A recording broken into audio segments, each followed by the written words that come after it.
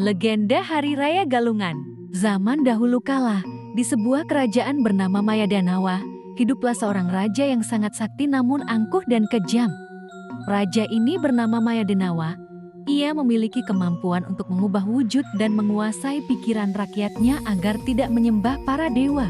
Mayadanawa melarang rakyat melakukan upacara keagamaan dan menyembah Tuhan. Ia menghancurkan pura-pura dan mengaku sebagai dewa.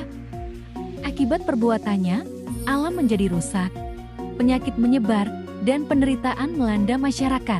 Melihat penderitaan di bumi, para dewa pun memohon kepada Dewa Indra untuk turun ke dunia dan mengalahkan Mayadanawa.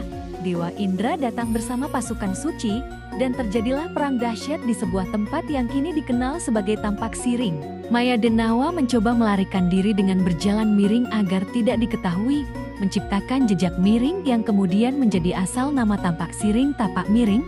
Namun, akhirnya ia tertangkap dan tewas. Darahnya menyentuh tanah dan memunculkan sungai beracun Tirta Cetik. Dewa Indra kemudian memancarkan air suci Tirta Amerta untuk menetralisir racun dan menyelamatkan bumi. Makna Galungan.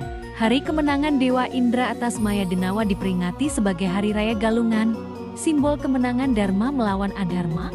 Umat Hindu merayakannya setiap Buddha Kliwon Dungulan 210 hari sekali menurut kalender Bali.